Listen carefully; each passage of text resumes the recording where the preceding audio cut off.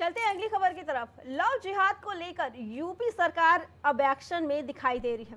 आपको बता दें कि 2017 के विधानसभा चुनाव में योगी सरकार ने लव जिहाद को मुद्दा बनाया था। इसके बाद 2020 में इस मामले में सरकार ने पहला कानून बनाया था, जिसे और भी सख्त बनाने का विधेयक पेश किया गया है। अब पेश किए गए बिल के अनुसार लव जिहाद मामले में अपराधी को उम्र कैद की सजा सुनाई जाएगी। ये प्रावधान धर्म परिवर्तन जैसा अपराधों को रोकने के लिए ही बनाया गया है। ये सरकार महिला सुरक्षा के प्रति पूरी तरह गंभीर है और उस गंभीरता का परिणाम ही है कि प्रदेश के अंदर इस सरकार ने आने के बाद सबसे पहले शोहदों पर लगाम कसने के लिए जो कार्रवाई की एंटी रोमियो स्क्वाड का गठन, उसका एक उदाहरण है। और मुझे बताते हुए दुख है कि एंटी रोमियो स्क्वाड का जब हमने गठन किया था, सबसे पहले समाजवादी पार्टी ने इसका विरोध किया था, उसने विरोध किया था। और मुझे बोलने में भी कोई संकोच नहीं है कि महिला संबंधी अपराध से जुड़े हुए ज्यादातर मामलों में समाजवादी पार्टी से डायरेक्ट या इनडायरेक्ट जुड़े हुए लोग उसमें इन्वॉल्व पाए जाते हैं। और यही नहीं, महिला संबंधी अपराध में ये उस पीढ़ी का प्रतिनिधित्व करते हैं, ये उस पीढ़ी का प्रतिनिधित्व करते हैं जिस पीढ़ी ने कहा था, जिसने कहा था कि लड़के हैं गलती कर देते हैं। ये महिला सुरक्षा की बात क्या करेंगे? ये महिला सुरक्षा के लिए तो समाजवादी स्वयं एक गंभीर खतरा है। और इसीलिए महिला सुरक्षा के बारे में प्रदेश सरकार पूरी तरह सचेत है, सक्रिय है। हर बेटी को भी, हर व्यापारी को भी सुरक्षा प्रदान करने के लिए पूरी तरह प्रतिबद्ध है। इसी पे आगे जानकारी देने के लिए हमारे संवाददाता कलीम हमारे साथ जुड़ चुके हैं। कलीम, ये बहुत बड़ा फैसला लिया गया है लव जिहाद को लेके, क्या लगता है ये फैसले से क्या इस तरीके की चीजों में ये अपराध अब कम हो पाएंगे? देखिए अर्चना जी, जिस तरीके से बात की जाए लव जिहाद का जो मामला है, लव जिहाद के मामले को लेकर के योगी सरकार ने एक बड़ा कदम उठाया है। क्योंकि जिस तरीके से अभी लव जिहाद के मामले को लेकर के जो कानूनी प्रक्रिया थी, उस प्रक्रिया में अभी तक 5 साल की जो सजा वो सुनाई जाती थी, लेकिन अब इस मामले में ताउम्र की जो सजा का मामला है, इस मामले का प्रावधान रखा गया है। लेकिन अगर इसके साथ ही अगर बात की जाए धर्मांतरण के मामले को लेकर के, तो धर्मांतरण के मामले में भी सजा जो है 2 गुनी करने के साथ साथ जुर्माना है वो भी 2 गुना करने का फैसला लिया गया है। फिलहाल इस फैसले के बाद से जिस तरीके से जो विधानसभा सत्र शुरू हुआ है, सत्र की कार्रवाई से पहले ही इस अध्याय को पास करने की जो बात कही गई, क्योंकि ये अध्याय साल 2021 में ही पास किया जा रहा था और उसी अध्याय को लेकर के विधानसभा सत्र में सबसे पहला ये जो आवाज थी वो धर्मांतरण मामला और लव जिहाद का मामला उठाया गया था। कलीम, क्या लगता है कि इसके बाद ये मामले कम होते नजर आएंगे? देखिए फिलहाल जिस तरीके से लव जिहाद के जो मामलों की अगर बात की जाए, लव जिहाद के मामले को लेकर के पुलिस तो फिलहाल पूरी तरीके से सख्त नजर आती है। लेकिन अगर धर्मांतरण के मामले की बात की जाए तो धर्मांतरण के मामले लगातार बढ़ रहे हैं। इसमें अगर बात की जाए किशोरियों को बहला फुसलाकर उनका धर्म परिवर्तन कराया जाना या फिर एक प्रेम के जाल में फंसा करके धर्मांतरण को जो कराया जाना, इन दोनों ही मामलों के जो प्रावधान है वो पूरी तरीके से बदल दिए गए हैं। यानी कि जब बात की जाए जिसमें 5 साल की सजा होती थी, उसमें जो है 10 साल की सजा रखी गई है। इसके साथ ही जिसमें जुर्माने की अगर बात की जाए 15,000 का जो जुर्माना होता था, उसका वो जुर्माना जो है वो 25,000 किया गया है। इसी तरीके से अगर बात की जाए जो शादीशुदा महिलाएं हैं उन पर भी कई ऐसे प्रावधान हैं जो लागू किए गए हैं। फिलहाल इस जिस तरीके से अध्याय का जो प्रावधान लाया गया, कानून को बदलने की बात कही गई, इन सभी मामलों को लेकर के अभी किसी तरीके से जो धर्मगुरुओं की बात की जाए, उनका किसी तरीके का अभी इस मामले में बयान नहीं आया कि इसमें अगर किसी तरह का जो विरोध की अगर बात की जाए, वो अभी तक विरोध भी सामने नहीं देखा गया है। कलीम, क्या लगता है आपको जो सजा है वो उम्र कैद की सजा कर दी गई है, ये कहाँ तक सही है? देखिए फिलहाल जिस तरीके से लव जिहाद के मामले को लेकर के बात की जाए, पीएफआई फंडिंग को लेकर के बात की जाए, क्योंकि ऐसे कई आरोप लगते चले आए हैं कि जो धर्मांतरण के पीछे एक बड़ा पीएफआई फंडिंग जो है वो फंडिंग की जाती है। उस फंडिंग के मामले में लगातार जो एटीएस की अगर बात की जाए, वो एटीएस भी इस मामले में कहीं ना कहीं जो जांच करती रही है और तो जांच के बाद जो एक बड़ी कार्रवाई भी देखने को मिलती है। तो उन सभी मामलों को लेकर के एक बड़ा जो प्रावधान अगर बात की जाए, विधानसभा सत्र शुरू हुआ उससे पहले ही लव जिहाद का जो प्रावधान था उसमें जो सजाओं की बात की थी, वो सजा को लेकर के एक बड़ा प्रावधान पास किया गया है। और उसी मामले को लेकर के अब जो है लोगों में जो एक हलचल की बात की जाए, जिस तरीके से जो मामलों में अभी तक एक छोटे स्तर पर कार्रवाई की जाती थी, वो कार्रवाई अब कहीं ना कहीं बड़े स्तर पर देखी जा रही है और इससे कहीं ना कहीं ये जो अपराध है वो भी कहीं ना कहीं कम देखने को मिलेगा। कलीम, क्या लगता है इसके बाद जो मौलाना है वो इस पे क्या एक्शन लेंगे? देखिए, फिलहाल अभी तक जिस तरीके से जो प्रावधान की बात की जाए या फिर इसकी प्रतिक्रिया की बात की जाए, तो अभी तक इस मामले में कोई भी बयान विरोध में सामने नहीं आया। यानी कि इससे पहले जो बयान आते थे, उन बयानों में कई धर्मगुरु भी शामिल होते थे, लेकिन अभी इस तरीके के बयान पर किसी तरह की कोई भी प्रतिक्रिया सामने नहीं आई है। लेकिन हाँ, ये जरूर कयास लगाए जा रहे हैं कि अभी इस मामले को लेकर के कहीं ठीक ना है कहीं कलीम, आपका बहुत बहुत धन्यवाद। आप बने रहिएगा खबर पे, हम फिर आएंगे आपके पास।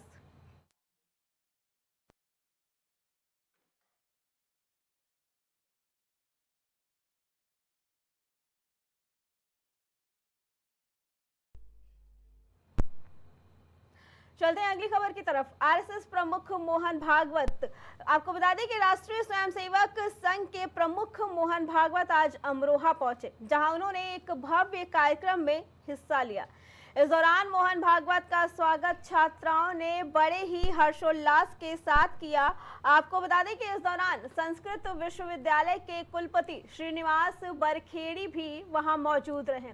उन्होंने 134 कन्याओं का उपनयन संस्कार कराया और इसके बाद दोनों अतिथियों ने महाविद्यालय में पौधारोपण भी किया।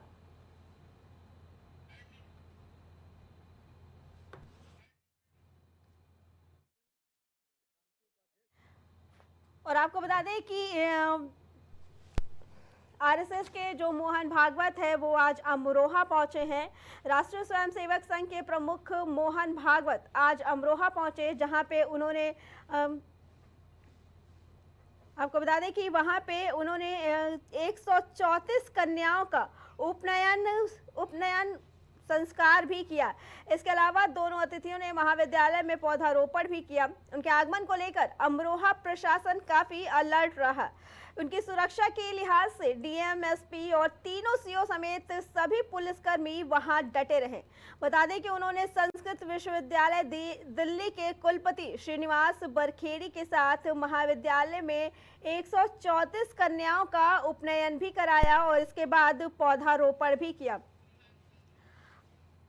आपको बता दें कि राष्ट्रीय स्वयंसेवक संघ के प्रमुख मोहन भागवत आज अमरोहा पहुंचे थे।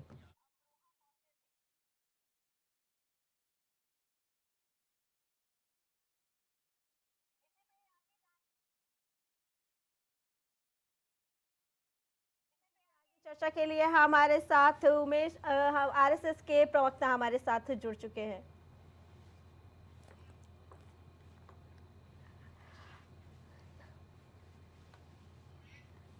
उमेश जी, ये जो मोहन भागवत वहां पे पहुंचे, उन्होंने 134 कन्याओं का उपनयन संस्कार भी किया है। क्या कुछ कहना चाहेंगे आप इनके कार्यक्रम के बारे में?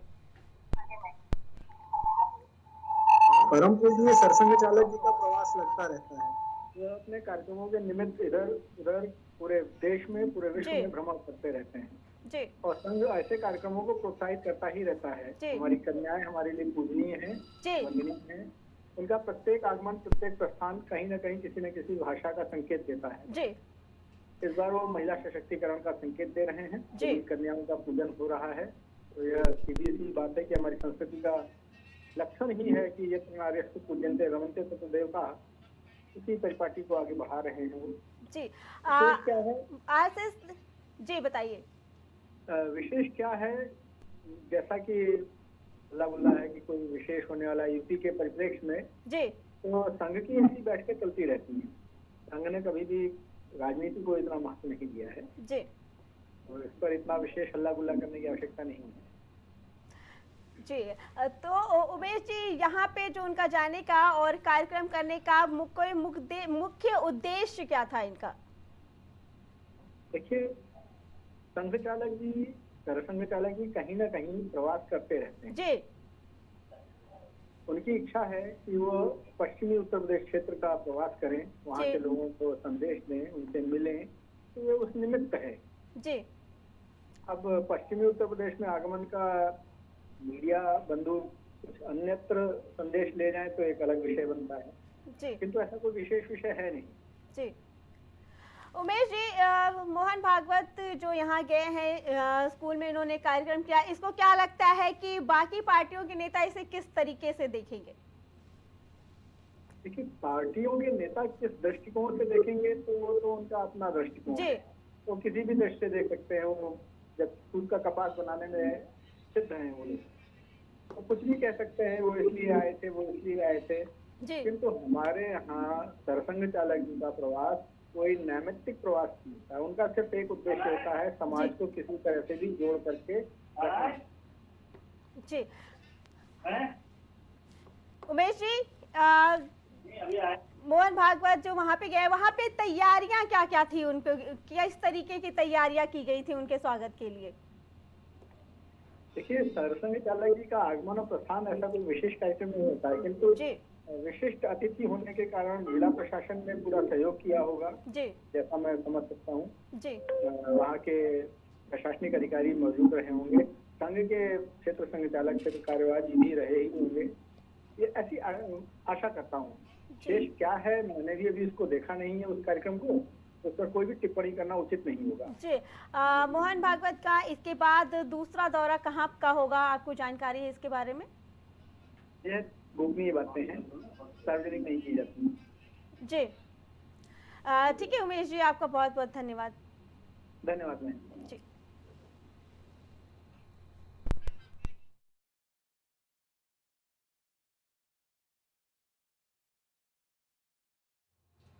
और इस वक्त की बड़ी खबर जंतर मंतर की। आपको बता दें कि जंतर मंतर पर इंडिया गठबंधन का विरोध प्रदर्शन जारी है।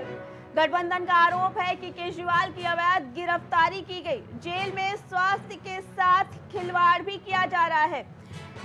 भगवंत मान, सुनीता केजरीवाल और संजय सिंह भी मंच पर मौजूद है। इसके अलावा आपको बता दें, ये दिल्ली से बड़ी खबर आ रही है, जहां जंतर मंतर पर इंडिया गठबंधन का विरोध जारी है।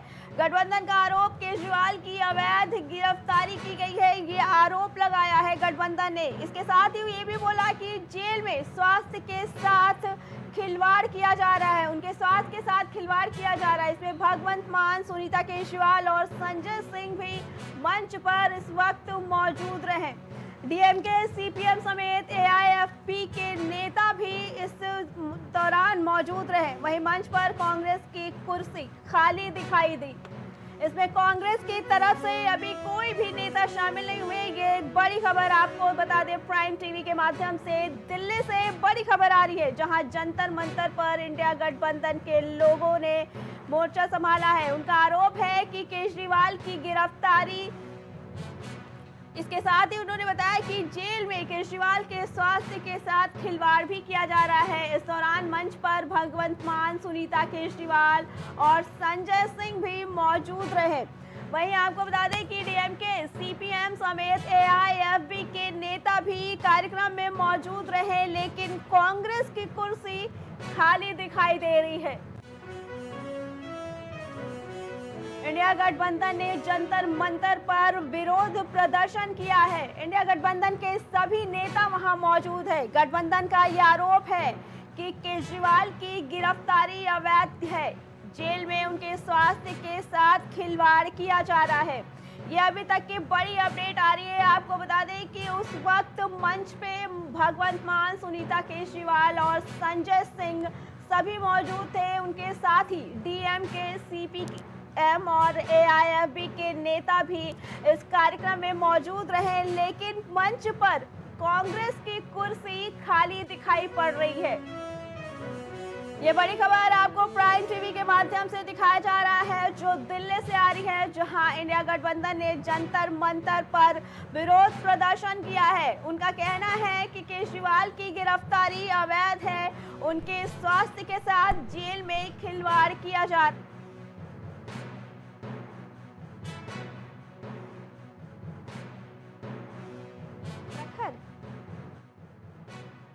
जानकारी के लिए हमारे साथ आप प्रवक्ता प्रखर हमारे साथ जुड़ चुके हैं। प्रखर, ये जो विरोध जताया जा रहा है जंतर मंतर पे, ये क्या कुछ है? और इसमें ये भी बताया जा रहा है कि अभी तक कांग्रेस की कुर्सी खाली है, वहां से अभी तक क्यों नहीं कोई गया?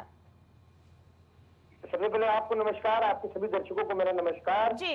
और देखिए ये बस बिल्कुल स्पष्ट है कि इंडिया गठबंधन एक साथ होकर ये जो तानाशाह सरकार ने के जो ये चल रही है गिरफ्तारी माननीय मुख्यमंत्री की जो हुए हैं उसके ऊपर हम लोग कड़ा विरोध जता रहे हैं और हम धरना प्रदर्शन दे रहे हैं। जी प्रखर जी, आरोप ये लगाया गया है कि केजरीवाल जी के स्वास्थ्य के साथ खिलवाड़ किया जा रहा है, जबकि ये भी बताया जाता है कि उनका डेली चेकअप भी होता है, स्वास्थ्य पे पूरी उनकी जानकारी रखी जा रही है, फिर भी ये आरोप बराबर लगाए जा रहे हैं, ऐसा क्यों? देखिए, मैं इसी बात पर आपको बताना चाह रहा था कि लगातार कम से कम 30 से 40 से ज्यादा के बाद उनका शुगर लेवल 50 के नीचे आ चुका है। 50 के नीचे शुगर लेवल आने का मतलब कि पेशेंट कभी भी कोमा में जा सकता है, उसको ब्रेन स्ट्रोक जैसी गंभीर बीमारी लग सकती है, बीमारी हो सकती है। देखिए, मैं स्पष्ट करना चाह रहा हूँ कि आप भी जानते हैं और आपके सभी दर्शक भी बहुत अच्छी तरह जानते हैं कि 2 साल से फर्जी कथाकथित शराब घोटाला ईडी इसको चला के लेकर चल रही थी, जो ये भारतीय जनता पार्टी का प्रकोष्ठ बना बैठा हुआ है। माननीय न्यायालय ने हमको जमानत ईडी ने दी तो तुरंत सीबीआई की, जो भारतीय जनता पार्टी का एक और फ्रंटियर है, एक और प्रकोष्ठ है, उसकी एंट्री हो जाती है, उसमें माननीय मुख्यमंत्री को गिरफ्तार करा जाता है। और हम लोगों को तो ये भी उम्मीद है कि अभी हमको अभी माननीय न्यायालय ने ऑर्डर रिजर्व करके रखा हुआ है, हमको उम्मीद है कि उसमें माननीय मुख्यमंत्री को जमानत मिल जाएगी। हमको ये भी यकीन है कि अब ये एनआईए की भी एंट्री भी लाने का प्रयास करेंगे, ये एनआईए को भी ले आएंगे कि एनआईए की जांच बिठाएंगे। तो लेकिन प्रखर जी, जो गिरफ्तारी हुई है वो तो पूरे जांच के साथ की जा रही है ना, जांच तो जारी है, उसके बाद ये गिरफ्तारी की गई है, फिर उसको अवैध बताना।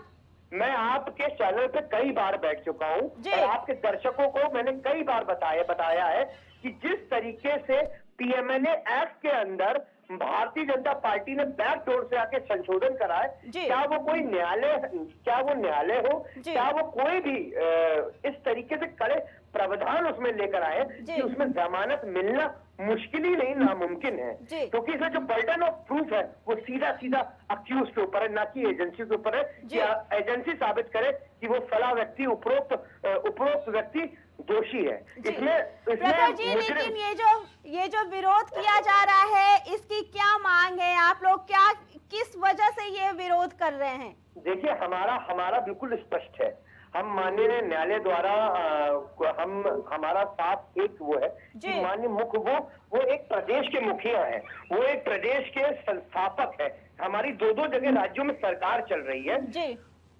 देखिए, ये जिस तरीके के भारतीय जनता पार्टी उनके साथ बर्ताव कर रही है, वो एक आतंकवादी के खिलाफ ऐसा बर्ताव भी कोई सरकार ना करे, वो हमारे साथ इस तरह करा जा रहा है। ये लोग सत्ता के इतने लालची लोग हैं, ये जानते हैं कि हमको दिल्ली में कभी हरा नहीं पाएंगे, तो इसी तरीके से दिल्ली वासियों के लिए काम ना हो पाए, इसलिए माननीय मुख्यमंत्री को उन्होंने गिरफ्तार करके रखा है, झूठी जांचें बना के बैठा के रखी हुई है और 2 साल से फर्जी कथाकथित शराब घोटाले को लेके घूमते चले जा रहे। 1 रुपए का ढिल्ला, 1 रुपए की रकम इनको नहीं प्राप्त हुई और अगर इनको 1 रुपए की। आपका बहुत बहुत धन्यवाद।